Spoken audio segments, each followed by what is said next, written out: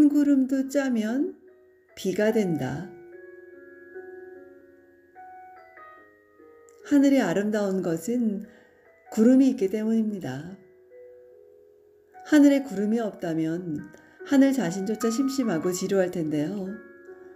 하늘은 구름을 통하여 자신의 변화무쌍한 아름다움을 한껏 보여줍니다. 구름 중에서 비를 내리는 구름은 먹구름인데요. 그런데 흰 구름도 짜면 비가 된다는 말은 무슨 말일까요? 비록 흰 구름일지라도 우리가 빨래를 짜듯이 힘껏 짜면 비를 오게 할 수 있다는 말입니다. 무슨 일이든 열심히 노력하면 된다는 가능성이 내포된 말이기도 할 텐데요. 저는 하늘에 떠 있는 흰 구름을 보면 이 말이 먼저 떠오릅니다. 언제 어디에서 알게 된 말인지는 모르겠지만 이 말을 안 지 참 오래되었습니다. 그래서 가끔 맞아, 내 인생의 하늘에 떠 있는 흰 구름도 짜면 비가 올 수 있는 거야 하고 속으로 중얼거리게 되는데요. 누구나 자신의 인생에 무지개가 뜨기를 바라지 비가 오기를 바라지는 않습니다. 그러나 이것은 잘못된 생각인데요. 먼저 비가 와야 무지개가 뜨니까요. 내 인생에 고통의 비가 오기를 바라지 않는다면 아름다운 무지개도 기대할 수 없겠죠. 대기 오염이 심해 좀처럼 무지개가 뜨지 않는 서울 하늘에도 먼저 소나기라도 내려야 무지개가 뜹니다. 내 인생도 고통을 참고 견디는 노력이라는 소나기가 쏟아진 후에야 무지개가 뜰 수 있습니다. 한 여인이 잔뜩 근심 어린 얼굴로 성당에 계신 신부님을 찾아갔어요. 신부님, 저는 지금 계속 같은 자리를 맴돌고 있어요. 새로운 삶을 살고 싶은데요. 늘 작심삼일이네요. 새해에 세운 계획도 지금 모두 잊어버렸습니다. 여인의 말을 들은 신부는 창고로 가서 뽀얗게 먼지가 내려앉은 낡은 소쿠리를 들고 나왔습니다. 그리고 그 소쿠리를 여인에게 건네며 말했습니다. 이유는 묻지 말고 여기에 물을 가득 담아오시기 바랍니다. 구멍이 숭숭 난 소쿠리에 물을 담아오라는 말에 여인은 어리둥절했겠죠. 그렇지만 이내 신부의 말을 따라 우물로 향했습니다. 하지만 어땠을까요? 아무리 애를 써도 소쿠리에 물이 담길 리 없겠지요. 여인은 잔뜩 화가 난 얼굴로 돌아와 신부에게 물이 뚝뚝 떨어지는 소쿠리를 내밀었습니다. 그러자 신부가 이렇게 말했습니다. 소쿠리에 물을 담지는 못했지만 소쿠리의 먼지는 깨끗이 사라졌지요. 마음먹은 대로는 안 되어도 무언가 새롭게 시작하려고 노력하는 그 자체가 의미 있는 것입니다.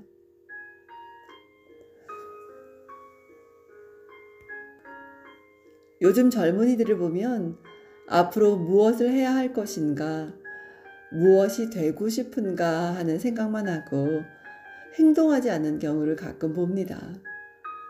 미래에 대해 걱정을 하면서도 일어나 움직이지 않습니다. 그것은 스스로 자기 삶을 초라하게 축소시키는 것인데요. 이성을 사랑하고 결혼하는 일도 마찬가지입니다. 정신적이든 경제적이든 부모 곁에 머물러 있기만 해서는 결혼할 수가 없어요. 먼저 부모를 떠나는 일에서부터 젊은 날의 사랑은 시작됩니다. 부모한테서 분리되지 않으면 신념화된 자기만의 사랑을 형성할 수 없습니다. 무엇이 되고 싶다는 그 무엇이 확정되지 않았더라도 가만히 앉아있지 말고 먼저 행동해야 합니다. 아직 결혼할 만큼 사랑한다는 확신이 들지 않더라도 만남이라는 행동이 전제되어야 합니다. 노력한다는 것은 행동한다는 것이며 노력하기 위해서는 먼저 행동이 필요합니다. 어떤 이는 행동에는 반드시 어떤 이유가 있어야 한다고 생각하고 그 이유를 먼저 찾아 나서는데요. 그러나 젊은이들은 젊기 때문에 먼저 행동한 후에 행동의 과정 속에서 그 이유를 알게 되어도 늦지 않습니다. 물론 행동보다 말이 앞서지는 말아야 합니다. 말이 앞서면 행동이 뒤따르기 어렵기 때문입니다.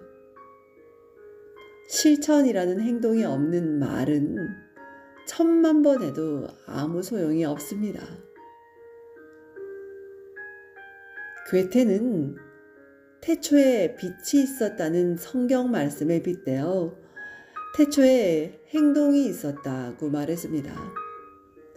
움직이면 움직일수록 삶의 폭이 넓어지고 인생을 체험하게 되는데요. 삶에서 가장 중요한 것이 성공보다 노력이라고 하지만 행동이 뒤따르지 않는 노력은 무의미하겠죠. 감이 먹고 싶다고 감나무 밑에 누워 입을 벌리고 있기보다는 감나무 위로 올라가 감을 따야 합니다. 실제로 저는 어릴 때 혹시 홍시가 떨어지나 해서 감나무 밑에 평상을 펴고 누워 있어 본 적이 있는데요. 감이 떨어져도 내 입으로 떨어지지는 않더라고요. 감이 내 입으로 떨어지기를 기다리는 노력을 하느니 차라리 내가 감나무 위로 올라가 감을 따는 노력을 하는 게 더 나았습니다. 저는 군 생활을 하는 동안 신춘문예에 2번 당선되었는데요. 1972년 한국일보 신춘문예에 동시 석굴암을 오르는 영희와 1973년 대한일보 신춘문예에 시 첨성대가 당선된 것이 그것입니다. 저는 시인이 되고 싶기도 했지만 무엇보다 제대 후 복학할 등록금이 걱정이었어요. 경희대 국문과에 문예장학생으로 입학은 했지만 장학금은 1년 만에 중단되었습니다. 문단에 등단해야만 장학금을 계속 받을 수 있었는데요. 그래서 휴학을 하고 자원 입대해 군 생활하는 내내 그렇게 시를 쓰려고 노력했어요. 눈 내리는 겨울날 밤 무기고 앞에 보초를 서면서도 시를 썼고 군인 교회에 낡은 매트리스 위에 앉아 호호 입김을 불어가며 시를 썼습니다. 그리고 그 시를 신춘문예에 투고했는데요. 만일 그때 내가 쓴 시가 당선이 될까? 군대 생활을 하면서 쓴 시인데 잘 쓰면 얼마나 잘 쓴 것일까? 나보다 더 잘 쓰는 사람이 수없이 많을 텐데 하는 생각만 하고 투고하지 않았다면 시인으로서의 삶을 사는 저의 오늘은 찾아오지 않았을 겁니다. 먼저 투고라는 행동을 했기 때문에 신춘문예 당선의 영광이 찾아오고 시인으로서 첫걸음도 내디딜 수 있었습니다. 그렇게 행동의 기초는 노력의 기초는 행동입니다. 그리고 노력할 때는 관역을 쫓는 화살과 같이 행동해야 합니다. 시위를 떠난 화살이 관역을 향해 날아갈 때는 뒤도 옆도 돌아보지 않습니다.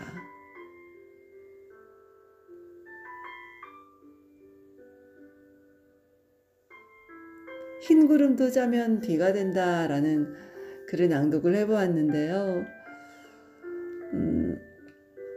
저도 어떠한 목표를 갖고 있는데 그 목표를 위해서 얼마나 실천이라는 노력을 퍼붓고 있는지, 행동이라고 있는 노력을 더하고 있는지 그 생각이 참 많이 들더라고요.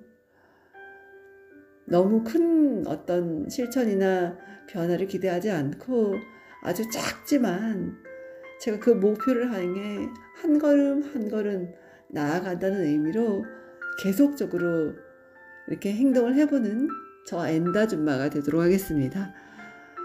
이상 내 인생의 용기가 되어준 한마디 책을 낭독해 보았습니다. 오늘도 좋은 날 되십시오. 여러분 고맙습니다.